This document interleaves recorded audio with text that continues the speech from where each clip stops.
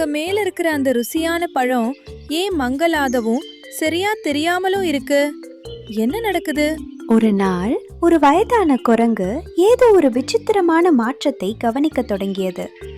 மரத்தின் உச்சியில் இருந்த பழங்களை பார்க்கும்போது அவை மங்கலாக தெரிந்தன. அந்த சுவையான பழங்கள் எல்லாம் எங்க? இதோ ஒன்னு தெரியுதுன்னு நினைக்கிறேன்.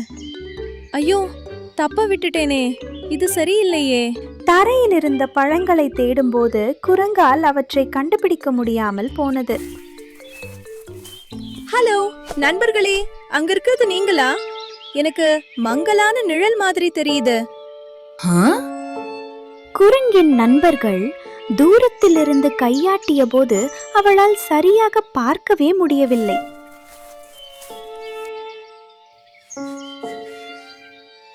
ஐயோ, என் கண்கள் முன்னாடி மாதிரி அவ்வளோ தெளிவா இல்ல. இப்போ எல்லாம் மங்களா தெரியுது. அந்த குரங்கு மற்ற விலங்குகளிடம் கண்கள் குறித்து புகார் கூறியது. நீயே மனுஷங்க மாதிரி மூக்கு கண்ணாடி போட்டுக்க கூடாது.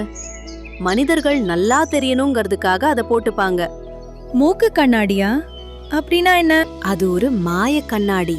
அத சரியா போட்டுக்கிட்டா உன்னால எல்லாத்தையும் தெளிவா பார்க்க முடியும். உடனே அந்த குரங்கு வேக வேகமாக சந்தைக்கு சென்று சில மூக்கு கண்ணாடிகளை வாங்கியது. அதற்காக அது தன்னை நினைத்து பெருமிதம் கொண்டது. இனிமே என்னால எல்லாத்தையும் சரியா பார்க்க முடியும். இது என் கண்ணை உடனே சரி பண்ணிடும். அங்கே ஒரு சிறிய பிரச்சனை இருந்தது. அந்த குரங்கு இதற்கு முன் ஒருபோதும் மூக்கு கண்ணாடி பயன்படுத்தியது கிடையாது. அது ஒரு ஜோடி கண்ணாடியை எடுத்து உற்று பார்த்தது. பிறகு அதை தன் தலைக்கு மேலே வைத்து கொண்டது. இன்னும் என்னால சரியா பார்க்க முடியலையே, இது ஏன் வேலை செய்யல? அது அந்த கண்ணாடியை கழற்றி தன் வாலில் தொங்கவிட்டது. இல்ல, இதுவும் வேலை செய்யல. இது ரொம்ப கோமாளித்தனமா இருக்கு. அடுத்து கண்ணாடியை தன் முழங்கையில் வைத்து சமநிலைப்படுத்த முயன்றது. முட்டாள்தனமான கண்ணாடி, எதுவுமே வேலை செய்யல. பிறகு அதை தன் வாயில் கவ்விக்கொண்டு ஒரு பக்கமாக எட்டி பார்க்க முயன்றது. உதவாக்கரை மூக்கு கண்ணாடி, இது எந்த வகையிலும் பயனில்லை. மூக்கு கண்ணாடியை எப்படி அணிய வேண்டும் என்று தெரியாததால் அந்த குரங்கு மேலும் மேலும் கோபமடைந்தது. இந்த முட்டாள்தனமான கண்ணாடி ஒன்றுக்கும் உதவாது. இது எனக்கு உதவும்னு எல்லாரும் சொன்னாங்க.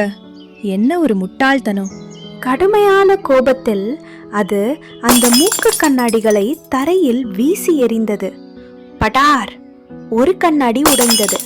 பிறகு இன்னொன்று, அப்புறம் இன்னொன்று. சீக்கிரமே எல்லா கண்ணாடிகளும் சுக்கு நூறாக உடைந்து சிதறி போயின. தப்பான ஆலோசனை சொன்ன அந்த முட்டாள் நண்பர்களுக்கு இது ஒரு நல்ல பாடம். அருகில் இருந்த மரத்தில் இருந்த அந்த புத்திசாலி கிளி கவலையுடன் பார்த்தது. தவறு மூக்கு கண்ணாடியில் இல்லை, அதை எப்படி பயன்படுத்த வேண்டும் என்று தெரியாதவர்களிடம்தான் இருக்கிறது. குரங்கு குழப்பத்துடன் பார்த்தது. ஆனால் அதற்குள் காலம் கடந்து விட்டது. எல்லா மூக்கு கண்ணாடிகளும் உடைந்து விட்டன.